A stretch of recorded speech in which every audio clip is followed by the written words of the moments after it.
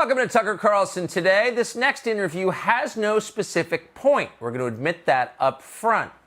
Sometimes we just like to talk to some of the smartest people we know and ask them what they think is going on in the world. In this case, we're going to speak to Chris Bedford. He's been in Washington, D.C. for 17 years as a journalist and an intellectual. He's now a senior editor at The Federalist. He's also the vice chairman of Young Americans for Freedom and a very well-informed, thoughtful person. He joins us in studio now. Chris Bedford, thanks so much for joining us. That was quite the setup. That was tough. I actually thought I was just coming on a free trip to Maine. I thought you were. Shh, don't tell me where we are. So I should say, in the interest of, what is the term they use, full disclosure, that my wife is the chairman of the Federal Reserve Board. No, sorry, just kidding. That you once worked for me in another enterprise we had, but haven't for a long time. But it was there that I learned that despite outward appearances, you're actually one of the smartest people I know and a really thoughtful and interesting person. So I give our audience a sense of who you are, where you're from, how you got to D.C., what you do now. Yeah, absolutely. I'm from Massachusetts, just west of Boston, growing up all along the Route 2 corridor, and came down to D.C. to do politics. Were you proud of that? I love it, yeah. I mean, it's definitely better than Texas. I don't understand all these other states that are excited about themselves when there's Boston. Most people don't admit that they're from Massachusetts. There's a lot of good people from Massachusetts. They're refugees. Name three. A lot of them. Neil Patel. Okay, fair. Brian Darling. Okay. Chris Bedford. Okay. So, John Adams. That's it. You have to go back a ways. Putting yourself in the pantheon, I love that. Okay. So you come from Massachusetts, the Bay State, which, by the way, if I can just say, now I'm interrupting you, but Massachusetts is one of the most left-wing states in the union, obviously, and yet, weirdly, every person I've ever met from Massachusetts is conservative. So how does that work exactly? It's impossible for me to figure that out. And most of the state, well, it's not actually impossible. It's because of Boston, because of Cambridge, and because of some of the wealthy towns out there, Wellesley. If you go out to western Massachusetts, it's outside from Amherst, which is pretty densely populated, a red area. It's very conservative. Yes. You're down to Cape Cod, which people assume is like, oh, that must be a very liberal spot. You talk to any bartender in there, they're watching your program. People who actually live in Cape Cod are not liberal. No, they're not at all. It's a generally still a white working class area, and it's the kind of people that are absolutely, might not have been Mitt Romney Republicans, but they would lean GOP, but they're definitely Republicans are more interested in what Trump has brought to the party, and that kind of populism and that kind of bring back industry, that kind of working class ethic that's slowly returning to the Republican Party.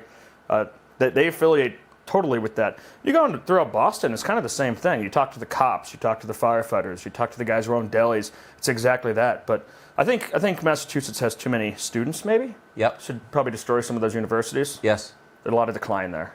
A lot of decline there. And that should be on any renewal agenda. I agree with you completely. So you leave, I was going to say flee, but you make a strong case for your state. You leave Massachusetts and you come to the shining capital in the mid-Atlantic region, Washington, D.C., for college. Where'd you go to college? A horrible place called American University. I don't recommend it to anyone. Why? You're not a proud alum? No, I'm not a proud alum. I actually managed to have enough conversations with them, very short, that they stopped calling me for donations, which I've heard is difficult. It's very difficult. Share your secret, if you would. Those of us who are still getting hounded. So this is a lot of insulting, a lot of explanations of how I'm never giving them money, how I hate them. And they stop. They just don't ever call that guy again. Some poor, nice 19-year-old sophomore who was in charge of calling alumni. Yeah, working off student debt by a man in the phone bank. And I abused them. It was very abusive. So that works. Yeah, it does work. Try it. It's amazing. Actually, I have done that with the crappy college. More people should do it. Too. So you come to D.C. You don't like American. Can you just put quickly a finer point on that? Why do you not like American University? So I kind of thought that I was liberal when I came to Washington, D.C. Some things have started to change my mind. I thought I was I grew up listening to punk rock, which I still love and still generally agree with the lyrics, and listening to, this was pretty stupid, like Noam Chomsky spoken word CDs, which I ended up, if I went back to now, they're attacks on the World Trade Organization. I would totally agree with them now. Yeah, I agree with that. I thought because of that, I was a leftist. I didn't think that the Iraq War was a good idea. Yes. So that made me a leftist. I get to D.C. First, some things have started to change my mind. Johnny Cash had a pretty good impression on me. Johnny Cash, really? You were saved by Johnny Cash? He helped. Kids are very impressionable. Music, good lyrics, really inform a huge amount of the worldview of the teenage population that has access to it. So if, the punk rockers say this, and it's got a good beat, I'm kind of into it. Music's So what did Johnny dangerous. Cash say to you? I was at a gas station just pumping gas, and he was singing about being a flag-waving patriotic nephew of my Uncle Sam, and I thought, this is pretty great. Yeah. And his cover of Riding on the City of New Orleans, and just looking off the train and seeing the old men working, and just that kind of American spirit that is so alive in a lot of the world, and so alive in a lot of the country, and so alive in parts of Massachusetts, but you don't always get it in the suburbs. The suburbs can be tough. It's a great area I grew up in, but it's you don't get that like awesome American spirit. You don't have the county fairs and things like that. And then going to see the crater of Ground Zero in December 2001 was a really good explanation of how evil is real, that people aren't just reacting to America doing this. And it's not like America's the only belligerent force and the rest of the world is very peaceful, which is kind of a left-wing idea sometimes. And when I went there, I was just looking around and seeing all the missing photos and have you seen this person all through Little Italy of firefighters and police officers. A really good idea of there is real evil. You need to confront that. But then getting to college was the final straw because I'm Catholic and religious. I like the church. I love my family. I like my country, even good or bad. And, some critiques. And I got there and I heard this is back before the left would explain themselves really fully, before we had honest politicians like Alexandria Ocasio-Cortez saying exactly what they think, Rashida Tlaib saying exactly what they think, which I love. They would pretend, they would use all the language. We love family, we love God, we love America, we love the Constitution. And I hear the professors where there's no cameras on and no one watching, and they don't think any of that. They hated all of those things. And it made me start to think that maybe I should do some more reading. Maybe I should expand my reading list from just Howard Zinn and things like that, and different communist histories of the Cold War, and try to figure out what else is out there. So I credit American University with that. It's basically the opposite of an education. It's forcing self-education, which was helpful. At what point did you realize you were not with the program they were selling? Well, I never got along really well with what was popular. Like I played football and I played sports a little bit in college. The rugby, but I was never part of like the cheer team. And at American University, it's part of school culture to be an idiot activist. Ugly, overweight, badly dressed, and with a cause. It's gotten worse since I left. For example, uglier and more overweight? Yeah, have you ever driven by their campus? Yeah, I used to live near it. Yeah, it's not like a college campus, right? It's not like the movies. What's it like? It's ugly, badly dressed, and overweight. Yeah. Pretty stupid. I have a lot of thoughts on this because I had to spend 4 years there. A lot of just really silly rules. But my favorite was I tried to place Karl Rove under citizen's arrest. And that's not something I'm totally against in general. But they were trying to arrest him for crimes against humanity and war crimes. And I'm sitting there watching these guys going, he's a campaign strategist. Right. What war crimes has Karl Rove committed? What do you actually think he's done? And the police are coming up there, and they're laying on top of his car. He's like in this little sedan on campus with his driver, and they're on top of his car just pretending to be Gandhi. And the police are gently picking them up and walking them over and laying them down on the grass while they scream brutality. And I'm watching this saying, I don't think that's what I believe. I don't think that at all. So you thought you were liberal till you met the other liberals? It's when I met actual liberals. Turns out I wasn't at all, and I'm glad. So I will give credit to American University for being so in their face about it. It's gotten worse. Talking to a former Daily Caller intern when I was over there, not obviously being paid well enough to say anything nice about you, but having some great opportunities. The video guy was showing me footage he'd taken from campus where there was an anti-Donald Trump rally, and a young white Marine who had come to college after serving in the Marine Corps got up and had the megaphone and was yelling about how bad Donald Trump is. He ended up having to give it away, was shouted down, and had to get back and apologize because by him speaking, he had taken time away from women of color who might have wanted to speak and would feel intimidated that a white Marine was speaking who was agreeing with them. And I never encountered anything that dumb in my entire time. So that's just full French Revolution stuff at that point. That's like truly crazy. Yeah, it might. French Revolution might do some good, wake some people up. So did you graduate college? I did, barely. Through discipline problems. I wilded out a little bit. But I graduated college, started a magazine called the New Guard magazine, which had been founded in 1961 by Young Americans for Freedom. We refounded it, faked all of our advertisements. I mean, they were real, but our friends didn't have law degrees, and they had fake law firm advertisements to make it look like we had ads. Got a few grants from people who were just willing to help out conservative writers, and we all just started contributing. The whole idea being, well, Bill Buckley and Bill Crystal and American Spectator, all these have been started by people who are generally our age, so why can't we do it? And we got it up, and it was doing really well. It was eventually self-sustaining. I bartended at night, never saw a dime. I got paid in pizza and beer, which I was fine with. Tended bars, sneaking into the old school laboratory to print things and use their computers, and then turned that eventually into a job at the Daily Caller, where I was an online editor, which was funny because we didn't have a print publication. Otherwise known as editor. So I complained, and you changed it to associate editor, and then my friends thought I'd been demoted. I wanted you to take field marshal. I've never been interested in titles. Anyone can have any title he wants. That was always my view. So you've been cumulatively in Washington for 17 years. You still reside there. Yeah. Tell us, so that's effectively a longitudinal study of Washington, D.C., 17 years is a while. Tell us what you've noticed about how it's changed. Well, it used to be trying to make itself better all the time. When I first came to Washington, D.C., it was not the bad old days of the 80s or 90s, but 2004, for example, 14th Street was a place where there was punk rock shows, there were flea markets, there was an AIDS clinic. It was a dangerous place to go. You'd only go there to see a show, and you'd go there with a group of people, and you'd be careful. Now it's, Le Dip and all these fancy restaurants all up and down it. But it turns out that whole place was just on the brink of civilization.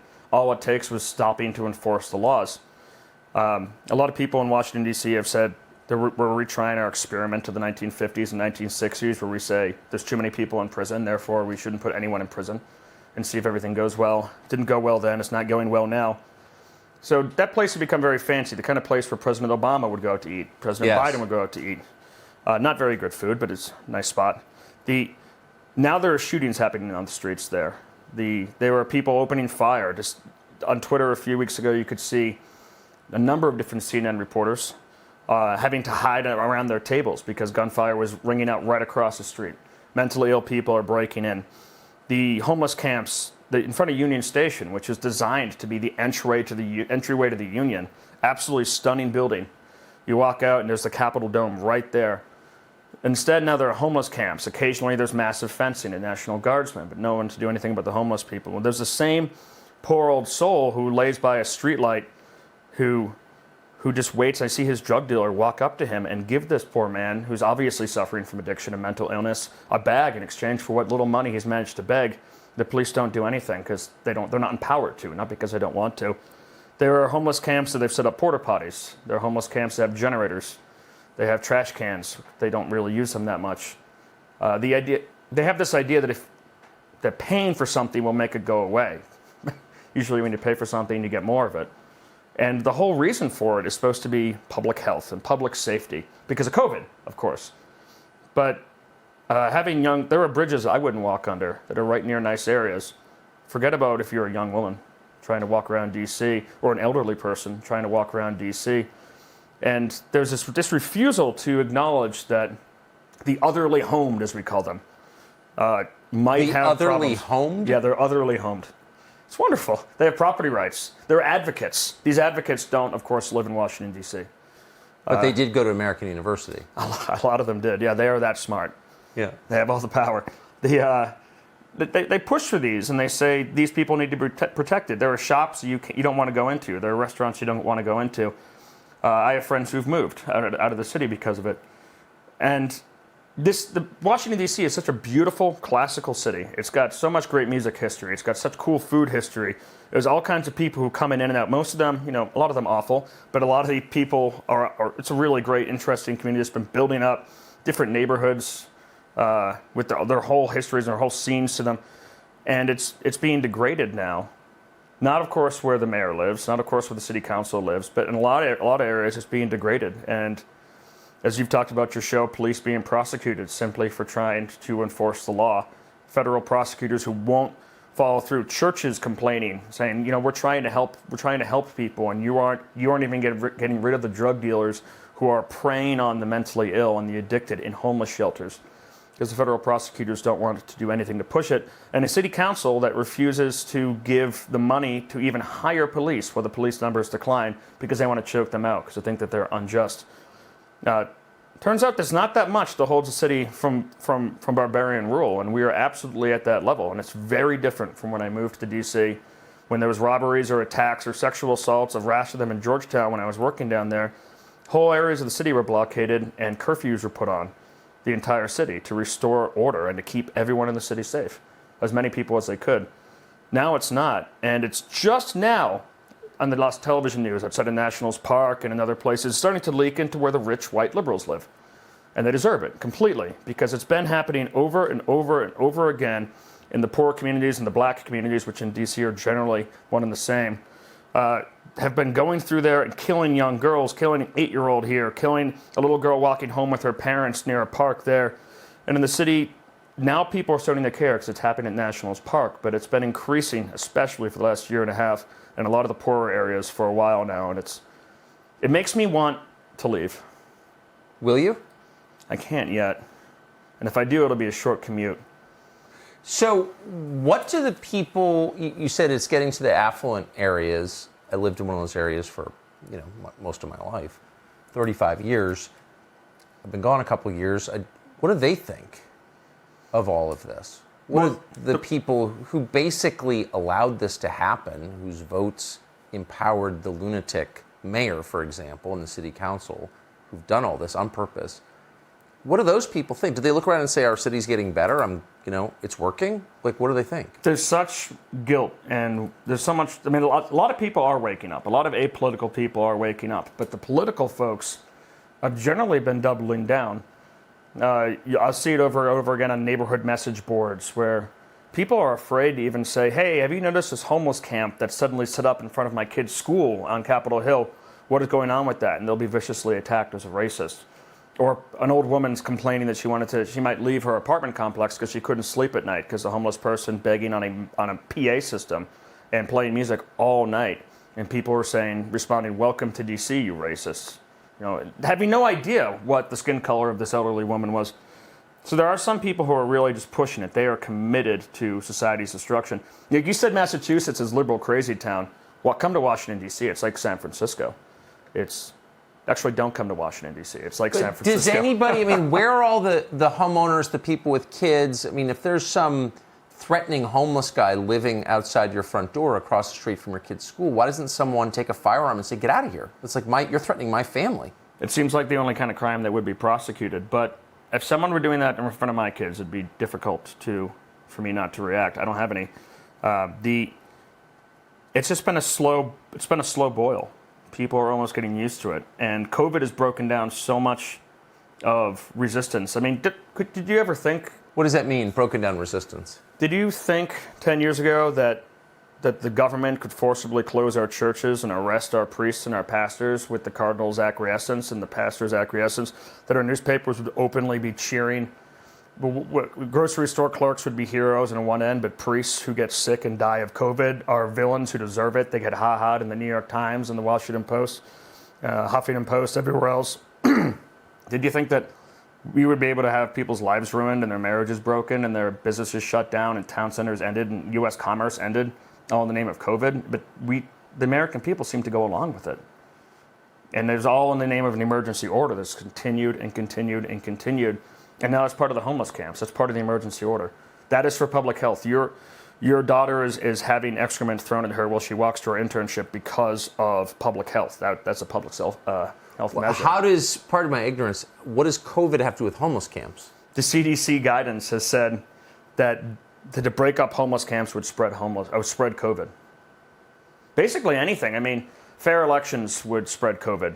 Having any kind of election oversight would spread COVID. Teachers having to work would spread COVID. Breaking up homeless camps would spread COVID. Arresting people would spread COVID. Disagreeing with BLM riots spreads COVID. I remember that. Very much, yeah. That's the worst way to get it, too. And you'll deserve it. I can't resist asking, do you know a lot of people who've died of COVID? I don't know a single person. Personally, I have some friends who I know people who know people, and I've had some family that had some difficult family member who's had long-term impact to her brain from the fever, which you can get from a fever of any kind. Have you had COVID? I have. Not only that, but I gave it to all my friends for Christmas.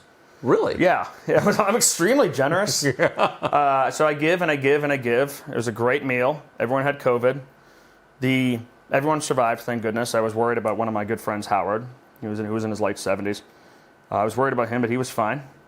I don't know what I'm going to give everyone this coming year, but I guess Delta. Maybe I'll give them Delta this coming Christmas. See if they still trust me.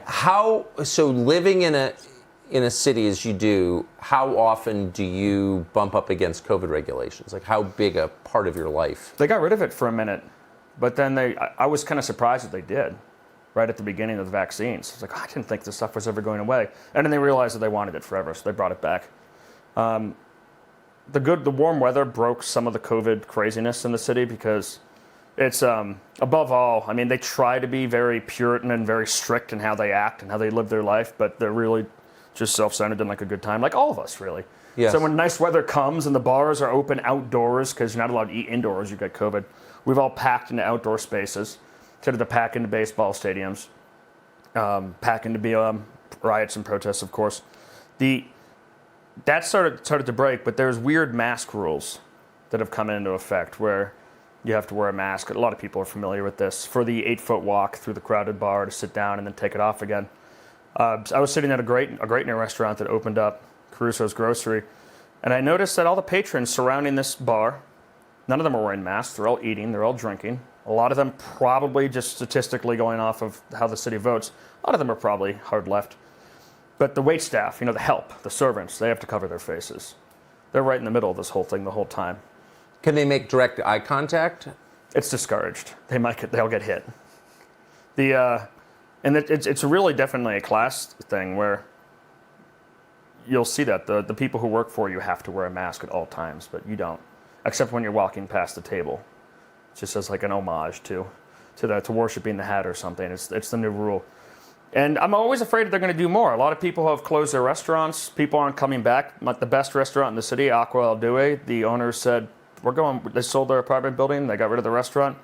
They're doing some takeout stuff, but they left. They went back to Italy. A couple places did that. And they were smart too. The ones who said at the beginning, we are shutting down. We're leaving town. And they said, this is going to go on forever. And they were right. And those poor folks who hung on and hung on and hung on, some of them are making it. Others aren't. And then I reach out to them and I say, I know a lot of friends because I was in the restaurant industry in D.C. for 10 years. Some of them now own restaurants. And I say, will you speak out about this, about that? And they tell me, and I respect it, that they don't have the bandwidth to stand for anything. They can't afford a principled stand. They can't mess with that, Mayor. They are barely clinging to life. They're barely keeping their employees paid. They're not living well for the amount of work they're doing remotely, and they can't possibly afford to speak ill of the policies that are suffocating them. But at least we haven't gone back to 50% capacity. So at least there's a lot of theater right now, but you can still go out and eat. What do people who who live in Washington actually think of the underlying emergency, COVID? Are people afraid of COVID? Do they think that these rules make sense, that they're rational, this is science? Like, what do people think of all this? Yeah, I mean, D.C. is the epicenter of this. I know. D.C. is the home of the ruling class. What they say goes. They stick together. You don't get to succeed in that class unless you are willing to do your part. Right. Obedience is the basic requirement. Yeah, it's not a huge class of people, but that's one of the requirements is absolute obedience. There have been some signs of breaking. Like I haven't worn a mask in any place without getting yelled at, and gotten yelled at most of the time for the last few weeks. It's the law. It's the rules. Every place says do it. But if you walk through the marketplaces or the grocery stores and don't wear a mask, you might get one comment from a security guard, hey, you got to wear that. But no one will even look at you crossly right now. It's almost like the spell is somewhat broken, and now it's just a symbol, as we've talked about, of your loyalty to the regime. You get to, wear your yellow ribbon or wear your double mask, triple mask if you're super loyal. But it is wild, some of it. I remember walking into a bar that I love this place, and the owner, who was shut down, his business was shut down, they were barely surviving. We were coming in to do a takeout just to help try to give them some money and give them some tips. And he was wearing a Fauci is my homeboy t-shirt. And I thought, what's the disconnect here? And I think that the only reason we didn't have more serious civil disturbances against COVID, or politicians who were being targeted by people who'd lost everything, lost their families, lost their businesses, is because the American people, the ruling class was able to say, this isn't us doing this. This is COVID doing this. We are protecting you. And people just weren't making the connection that it wasn't COVID that shut down your business. It wasn't COVID that made it so your church got raided. It wasn't COVID that got you arrested outside while singing hymns. It was tyrannical officials.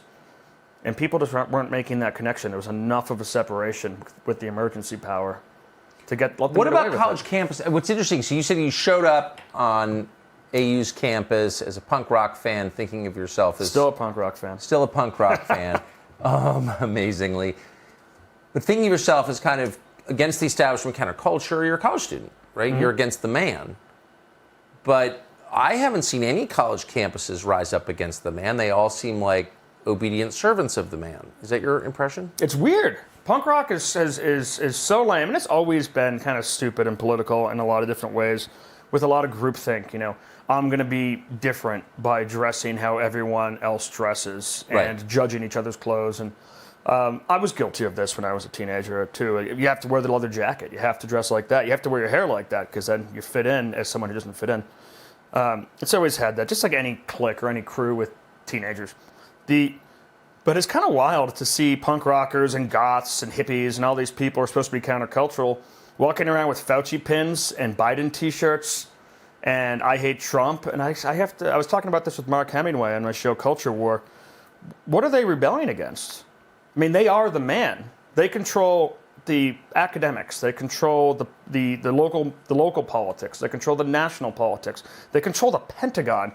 They control all of the major corporations. They control almost every single one of the major charities. So what are you rebelling against? You're just dressed like, you just got your outfit from Hot Topic, which is fine, and now you're a rebel. I don't understand it. It's like they're part of the system. They seem like the Red Guards to me. Yeah, they are, and they're the Antifa people. They're the folks who go out there and they cosplay like they're part of World War II because they're bored. They think that they're fighting the Nazis, and but they're really also foolish. Out there supporting the mask mandates and the vax mandates. And punk rockers wearing masks outdoors is different. Although DC was always kind of politically correct in its punk rock, especially. Right. I mean, they invented straight edge.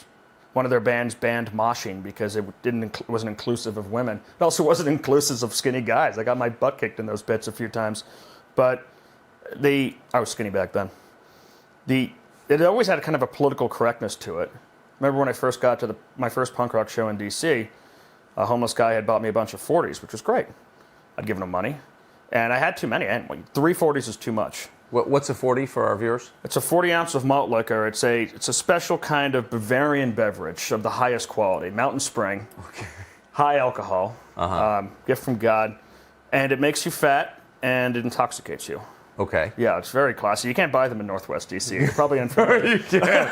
But you're talking Schlitz Malt Liquor Bull, Old English 800. Yeah, and Steel Reserve. Never buy Steel Regular. Only Reserve.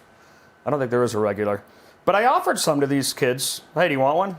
And we were all like 19 or 20, and they didn't want it. They didn't drink. And I thought, this is different from Boston. This is a more political scene. And it made sense. It makes sense at some points, but it's always been like that. But it's been wild to see. I don't know who the counterculture is anymore. I guess it's the leftist bloggers and those people you've talked to, and people who have podcasts who've been kicked out of their system, who've been kicked out for speaking out.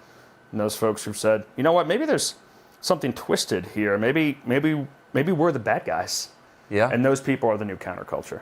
And conservatives, too. I mean, Catholics, Christians, people who go to church on Sunday. It's very strange to go to church on Sunday in Washington, D.C. or New York City, the New York Times newsroom.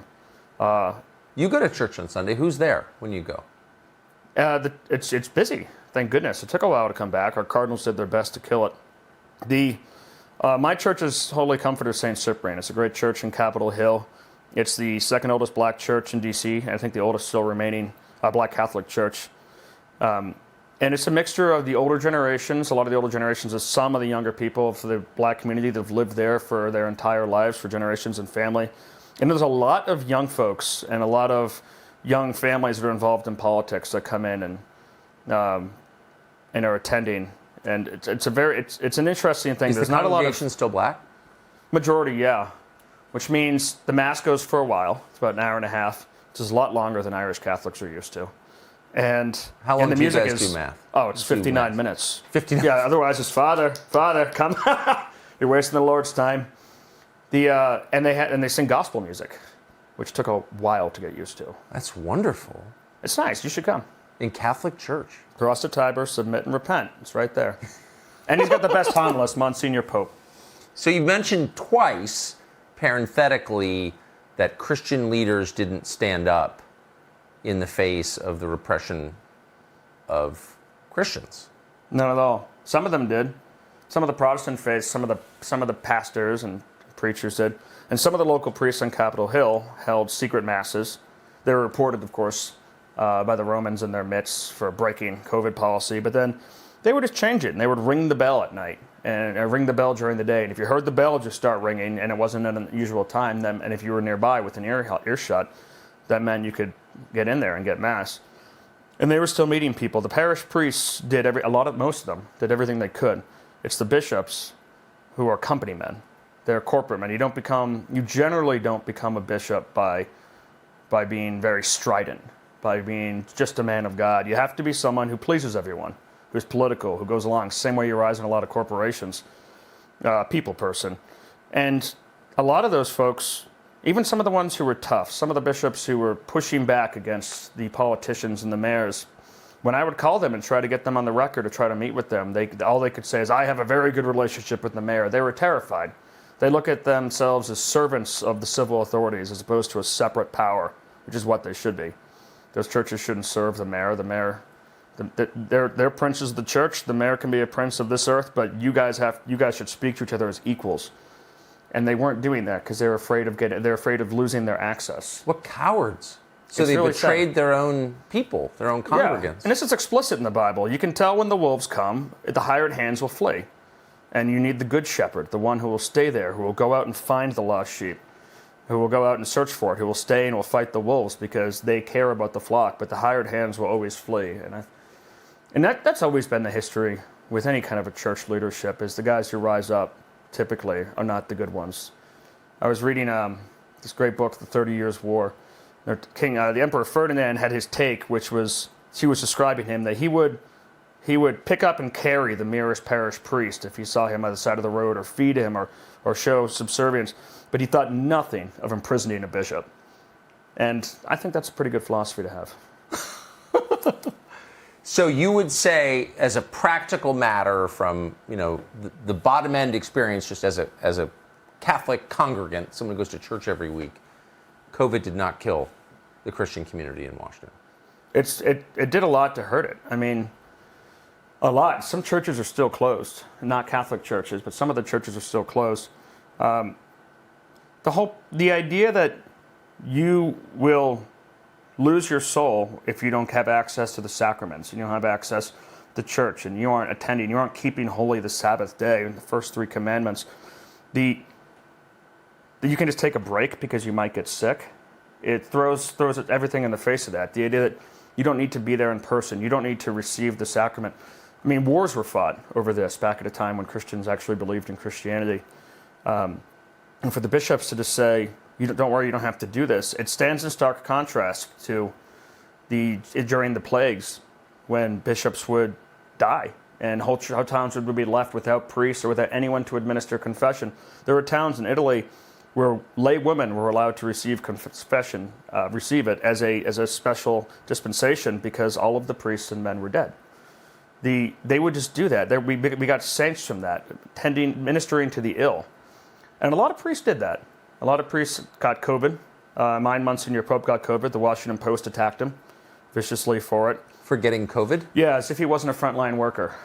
As if priests, I mean, if we spent half as much time over the last 2 years tending to our souls like we do our bodies, we'd be saints. but instead we're just hiding and afraid and losing our sense of who we are and our civilization. These are frontline workers, priests, and COVID really exposed what the left thought of religion, which is that it's just a hobby. It's just something you can dispense with, like seeing your family or burying your grandmother. These are just superstitious hobbies. You know, the real things that matter, the grocery store and the scientists, like that's all that they would put, and BLM protests, of course, and BLM riots. Abortion clinics, yeah. Abortion clinics, yeah. Well, you always see what the priorities are of a city. Like during our last government shutdown in Washington, D.C., hopefully there'll be another one soon. The marriage bureau was shut down, but the divorce bureau was open. And it just shows you, what are the priorities of this government? What do they care about? What is their morality? And this push over COVID that we've experienced over the last 18 months has shown not only the priorities of the enemies of the West within it, but the cowardice of a lot of the people who were counted on to defend us. And it's been tough, but it's been revealing. Yeah, it's been the most distressing thing I've ever seen. Who are the people who stood their ground and stood up for the people beneath them, who did their duty, who come out of this enhanced and not degraded? Can you think of any? I think a lot of the nurses have stood out as people who just went to work and would do it.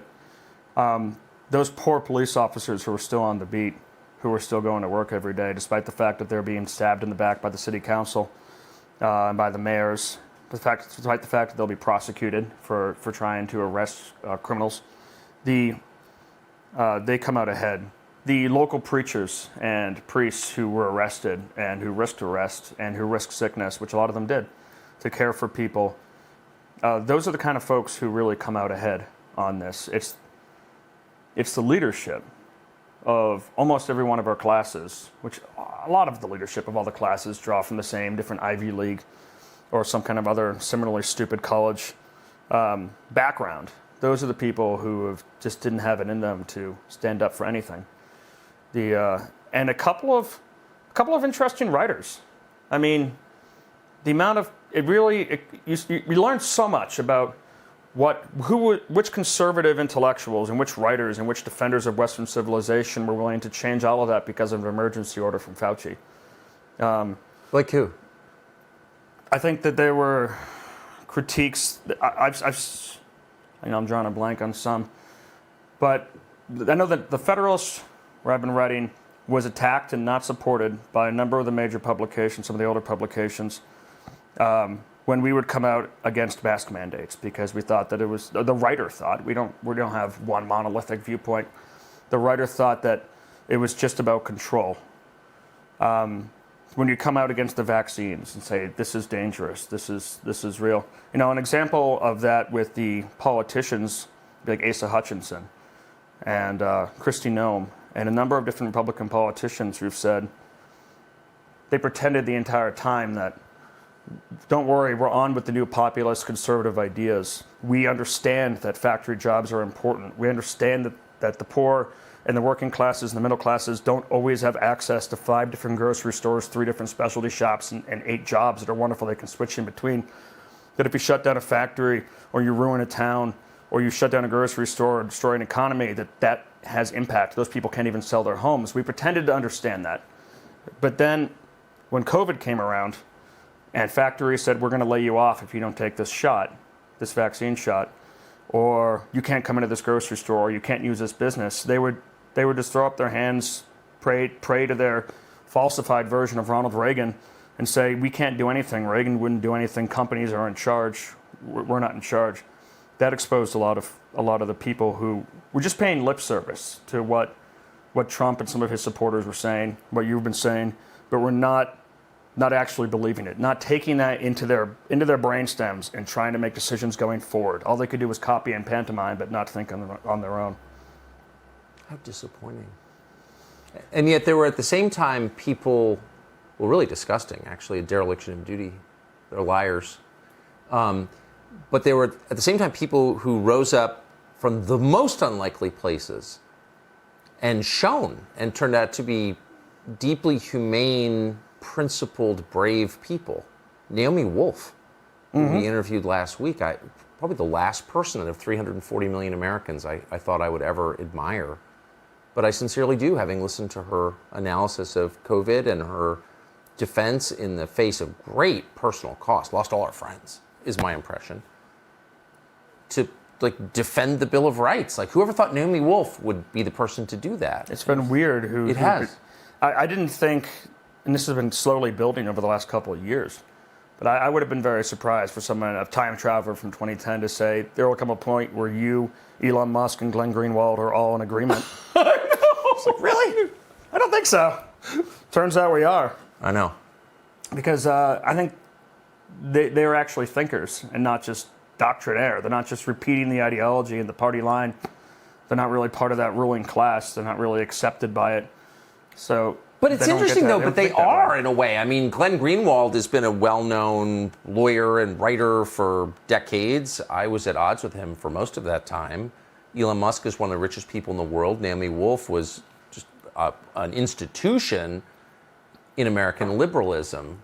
And yet, for some reason, all three of those people decided, no, I'm not going along with this. What? And all their cash just immediately disappeared. All the savings, all the goodwill, everything they'd ever built up is just gone. Yeah. Immediately. You cross the line on one single thing, and it is over. You are bigot. You are. This is their great, the great insult. You're just being religious, which is the ruling class kind of term for irrational and illogical. Religious, because they have such contempt for it. You're just holding on to some kind of weird old-fashioned idea of the U.S. Constitution or the other rights of man, or the idea that religious service is mandatory, or the idea that you just can't tell me what to do. The greater good. You go across one line and they will destroy you. And I think a lot of parents have seen that in Montgomery County and in Fairfax County, Loudoun County, all around Washington, D.C., where they're shutting down the schools, they're sending kids home, they're teaching them that white people are evil, they're teaching them the cops are bad, teaching them that racism is good now. If anyone speaks out about any one of this, the he, she stuff, or your child is actually a girl, anyone breaks the line in anything, any of these good liberals, and these towns are filled with good liberals, they are the enemies now. They must be destroyed. They are part of the bad guy. And it's an interesting switch. It started off with kind of conservative journalists. Before Donald Trump, for example, the Daily Caller and the Daily Beast and all these other different publications, which have different kind of political bents, would still meet up at the bottom line and drink beers at the end of the night and tell jokes and make fun of each other. They still got along, still got lunch with people. Maybe it's because they thought that Republicans and conservatives were just a plaything that would tinker around the edges. And when people started to 2016, 2015, 2016 onward, when there started to be more full-throated attacks on what they believed in, and actual changes in policy, not as much as I would like, suddenly those lunches evaporated, those meetups evaporated. A lot of the goodwill just evaporated. Now, standing against them was being a Nazi and their weird cosplay that they're always playing out in their heads. How often, having spent your adult life in Washington, which is by its structure a bipartisan city. I mean, the Congress is there, so allegedly, so some percentage, but baked into the formula, it's going to be a divided city because the Congress is divided by its nature. So there was always this kind of agreement not to bring politics to dinner. At least in my time there was. So of course you knew people who voted differently from you. You knew Democrats well, of course. How often do you socialize with people you disagree with politically now? It's kind of funny. The amount of times that I socialize with people who would be your doctrinaire liberals is less and less. It's a lot of my friends from school who I maintained friends with for years, back in each other's weddings, as guests at each other's weddings, sometimes in each other's weddings, are much less likely to reach out. They're willing to lash out on social media. But the folks who I get along with and enjoy conversation with a lot are kind of just the radicals, the radical leftists, the communists. Oh, I agree. The labor organizers, a lot of people who are foreign liberals who just don't understand what's going on here, the Australian left and things like that. I just get along with them more, like significantly. We can have a debate. We can discuss this or that. We agree on certain things a lot more than we originally think. And they're good company, and communists typically are good drinking partners. Really? Yeah. What makes a communist a good drinking partner? I don't know. It must be like the Russian Irish in them. Although I've always wondered why the Russians or the Irish got any kind of reputation for being good at drinking, because in my experience, you don't get a reputation for drinking if you're good at it. That's a really good point. It's weird. No one notices. Yeah. The Irish are good at drinking because they would lose their jobs and hit their wives, but I don't know if that means you're good. No, I don't think it does. So you are a journalist, practicing Catholic, a food critic, sometimes a chef. You're a person with all kinds of different interests, but all of them are confined by a series of life rules. I've always noticed this about you. You have a very structured worldview and a bunch of different life rules about what's acceptable and what's not acceptable. And I'm saying this admiringly. So it's been tough on some of my friends. So for the sake of our audience who hasn't lived or worked with you, give us some of your life rules. Well, I mean, go to church. Don't ever talk to human resources departments. Oh. Those are kind of basic. Don't vape. Don't be a vapist. Wait, okay, slow down. Go to church. Yeah, good call. Obvious. Don't talk to human resources, the HR department in Yeah, Europe. never snitch. Never snitch. Never snitch. No snitching. Yeah, handle your problems. Don't be a vapist. What's wrong with vaping? I think that you could. I don't think that any person has made more manly by inhaling children's breakfast cereal flavored fake smoke. You should just smoke. Use cigars, chewing tobacco, an alternative. Any kind of one of those things. Tobacco is a great thing, and when we got rid of it, our society got less civilized. And fatter. Yeah. But vaping isn't an acceptable middle ground, you don't think? No, it's creepy and weird, and I've never seen anyone who was a vapist who was made better for it. Just being surrounded, except for maybe Jeff, surrounded by a cloud of raspberry flavored vapor. That's just that's the decline of civilization right there. But everyone. Might as well work Capris. Everyone vapes. So do you tell people this? Do they feel judged? Yeah, and they should, because not enough people do. I'm very much against the no shaming idea of our society. We don't have to have that many laws because the shame of society replaces them. Right. Like Tocqueville noticed that America was the most free and the least free place he'd ever been in his life, because it wasn't against the law to do this, but boy, if you cross the line, you better move into the woods. Right. You get the heck out of here. And one of those things, they would not have tolerated vaping. There's a lot of things that people just don't have shame. I walk through our city parks, and I see people just laying out, sunbathing, where I can see them. And I generally don't think that you should have a picnic or sunbathe if people can see you. And you shouldn't have a picnic where people can see you. You should generally, you should do those things in private, or at least at a good distance, not on. Is there something inherently obscene about picnicking? It just seems decadent to eat. Yeah, in public on a blanket with your basic people. It's just if you like, I didn't always have a bathtub, at least one that I wanted to use, and some of the places I've rented around DC. But that didn't mean I took a bath in fountains. And I know that some of these folks don't always have backyards. That doesn't mean you just get to, do your tightrope walking in the city park. At least not a city park this small. Especially sunbathing. Sunbathing is worse, much worse. Where should you sunbathe? I don't know, but not where I can see you. Not ever. So you're against vaping, picnics, public sunbathing, bathing in fountains. Open-toed shoes for men. Whoa, really? Yeah, never. Unless you're at a pool, a public restroom, like showers, the beach. At the beach, no, men should wear closed-toed shoes. So that's all sandals are out. Yes. Unless you're at the beach or the pool, especially on an airplane. Men shouldn't wear shorts on airplanes, and men should wear sleeves and collars on airplanes. What about neck pillows? I mean, if the person you're sitting next to is someone you know who doesn't mind, then sure. But if I don't know you, don't lay on me. The ones that you buy in the airport gift shop that connect around your neck with Velcro? Yeah. Where are you on that? I'm somewhat indifferent to them as long as they don't bug me. I mean, my airline would have a dress code, a very strict one, and it would be pro-smoking too. But you would have to. I think part of the reason that we're treated like animals in our air travel is because we act like animals and dress like animals in our air travel.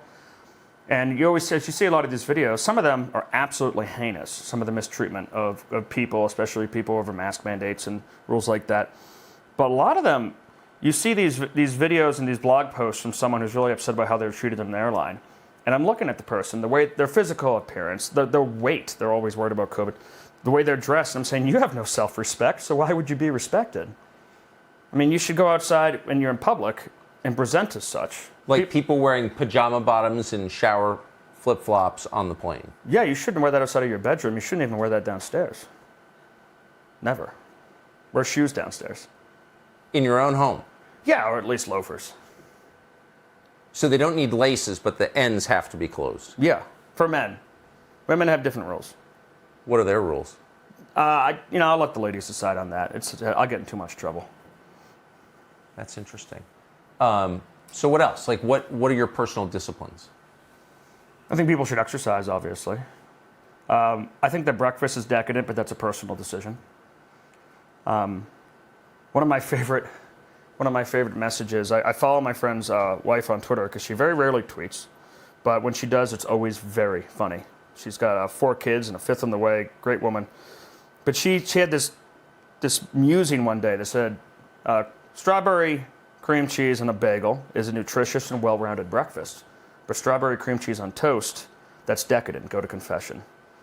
And I think that's generally true. There's just strict rules there to follow. I don't know what they are yet. I'm still exploring them. But I like the idea. I like the concept of breakfast rules. Too many people eat breakfast. Where will you be in 10 years? I'm not telling. I'm not sure. Hopefully the Chesapeake Bay. Not in it, but near it. We'll see how this goes. Last question. You have a tattoo on your arm. Yeah. Many people have described it as unattractive. That's been my view for a long time. But now that I'm staring at it, Oh, it's wonderful. I don't know if it's unattractive. What is that? It's the Bedford flag. It's the first flag of the American Revolution. It's got an armored fist clutching a dagger emerging from a cloud of cannonballs, and it says "Conquer or Die." And it was the only flag that was available when the Redcoats first marched on Concord. So they took it, and they conquered. That was back when we used to win battles. Can you and hold wars. your arm up again so our cameras can get that? It's a little old now, a little faded. But When it's the did you Bedford get that? flag. I got it when I was 18, as soon as I was old enough to. At Jinx Proof in Washington, D.C. What did your parents say? My mom was worried that my dad would find out. And then when my dad saw it, he slammed the basement door. I had to leave the house for a few days, and he didn't talk to me for about a week. Which was not remotely as bad as the reaction he had promised, which was he was going to take it off. With what? He didn't say, but I can imagine. Hopefully not a blowtorch. Hopefully a cheese grater. So even though his name is Bedford and that's the Bedford flag, the first flag of the American Revolution, he didn't like it. He was against barbarian marks, tattoos, and he was against piercings. And I think those are fairly reasonable rules Yeah, I think that's to right. follow, especially for boys. No piercings for boys. Unless you're a pirate, no piercings. When you write your book of Bedford's rules for a living, no picnics, no piercings. Yeah. I hope you'll come back. Chris Bedford, thank you very much. Thanks, Tucker. It's great to talk to you. Tucker Carlson Today is the name of the show. New episodes every Monday, Wednesday, and Friday here on Fox Station. We will see you every weeknight, 8 p.m. on the Fox News Channel.